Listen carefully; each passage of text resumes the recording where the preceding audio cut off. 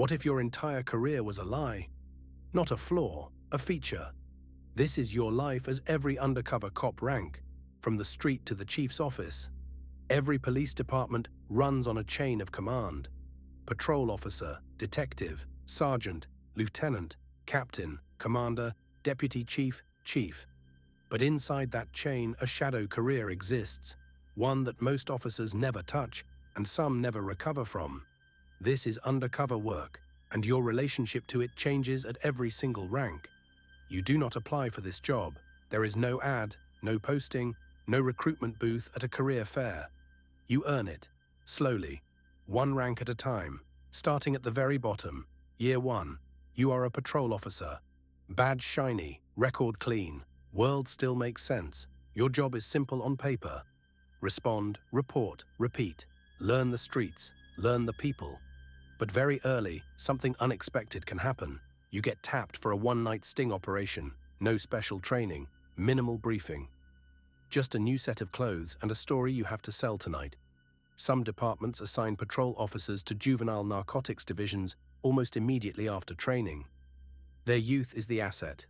They can walk into a school hallway and not look like a cop. Recruits are sometimes posted to undercover missions soon after training specifically to protect their identity from criminals. Before the streets know your face, you are most useful. That window closes fast, but even at the patrol level, undercover duty is brief and occasional. You still go home as yourself. You still know who you are. That luxury will not last forever. 2 to 4 years pass. You have the experience, the record, the instincts. You make detective. In many departments, detectives are the only officers authorized to wear street clothes on duty full-time. The uniform disappears, and with it, a layer of protection you did not know you were wearing.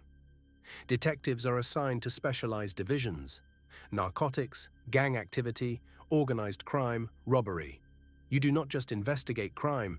At this level, you live next to it, sometimes inside it. Building a cover story is a science. Choosing a vehicle, setting up undercover living quarters, establishing contact protocols.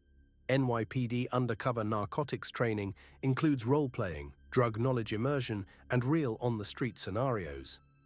You are not just learning information. You are learning how to become someone else entirely. The psychological profile matters as much as anything physical. Adaptability, memory, emotional resilience, the ability to perform without cracking. You must hold an entire false identity in your head, with no notes, no prompts, no safety net. This is where the legends of undercover law enforcement were built, and where some were quietly destroyed. In 1976, FBI agent Joseph Pistone was handed a simple assignment: infiltrate a New York jewel theft ring. He gave himself a name, Donnie Brasco, and then he disappeared into the criminal underworld. What was supposed to be a brief operation lasted 6 years. He infiltrated the Bonanno and Colombo crime families. He went so deep that other federal agents and NYPD officers believed he was the real thing. Pistone's work produced over 200 indictments and more than 100 convictions. It nearly destroyed the Bonanno family entirely. When his identity was revealed, 2 associates were murdered. A $500,000 contract was placed on his life. The operation also created the template. Every long-term FBI undercover mission since has been built on what Pistone learned. His story became a film: Donnie Brasco, 1997, Johnny Depp. Al Pacino, based on a true file, not a screenplay.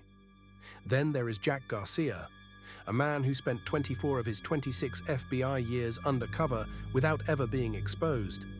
Garcia worked simultaneously against corrupt politicians, dirty cops, Colombian cartels, and Mexican drug organizations. He posed as a money launderer, a transporter, a trafficker.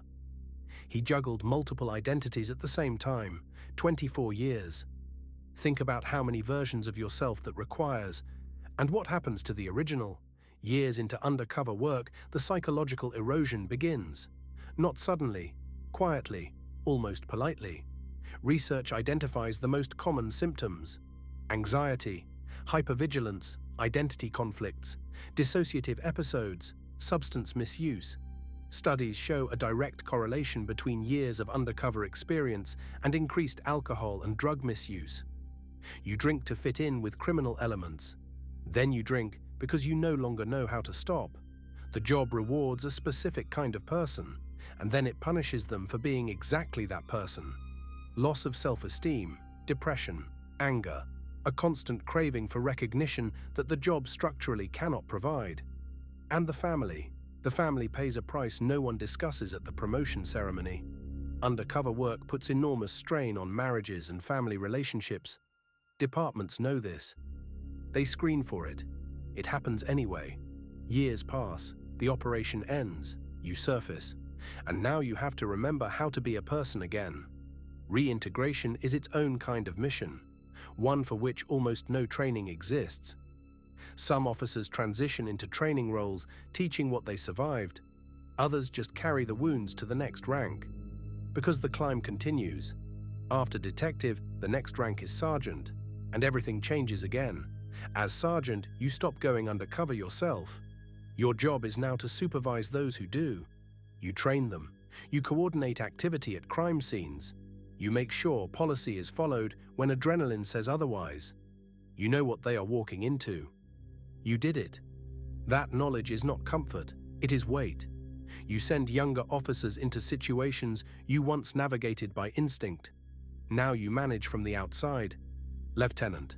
The rank above sergeant carries more authority and more distance from the street. At the lieutenant level, you are managing multiple units, bridging command and investigation, translating risk into strategy. You are the one who tells a detective his cover is compromised, that the operation ends tonight. You are also the one who signs off on sending someone back in, and lives with that decision either way. Captain, Commander. The rank structure thins here. The air is different. So is the responsibility. Captains direct special investigations into serious crimes. They coordinate emergency responses and approve major operations. At this level, you are the architect. You do not wear the disguise. You design it. And when it goes wrong, you are the one standing at a podium in front of cameras. This is where the ethical questions become institutional. Not just personal, structural, because undercover work is uniquely dangerous in one way that no other policing carries. The line can disappear. The job requires inhabiting a criminal persona so completely that the line between good and bad can blur. The Mark Kennedy case, Metropolitan Police, UK. 7 years undercover inside environmental protest movements. Kennedy operated across 22 countries, building close personal relationships with targets. Some of those relationships were sexual. When 6 activists were tried, the charges collapsed. Kennedy had planned, organized, and funded the entire operation himself. It raises a question that no rank is immune to. Who supervises the supervisors? Robert Mazur spent 5 years in the 1980s infiltrating Colombian drug cartels as a U.S. Customs special agent. He created a traceable financial paper trail through millions in cartel money. 85 people were indicted. His work helped bring down Pablo Escobar, not with bullets, with accounting. At the deputy chief level, undercover operations are policy decisions. Legal frameworks, budget lines. You no longer know every operative by name. You know them by case number and operational risk assessment. And then, chief of police, the highest rank, the public face, the institutional conscience. The chief does not run operations. The chief is answerable for every operation that has ever been run. And here is what the rank structure hides. J. Edgar Hoover, the first FBI director, banned undercover work entirely. He feared his agents would be corrupted by the criminal world they infiltrated. He was not entirely wrong. Pistone proved it could work, and in doing so, he built the architecture that every rank now operates inside, from patrol officer to chief. Every rank has a different relationship to the lie, and the same relationship to the cost. From the rookie on a one-night sting to the chief answering for scandals he did not create, undercover work leaves a mark at every level. The rank changes, the cost does not.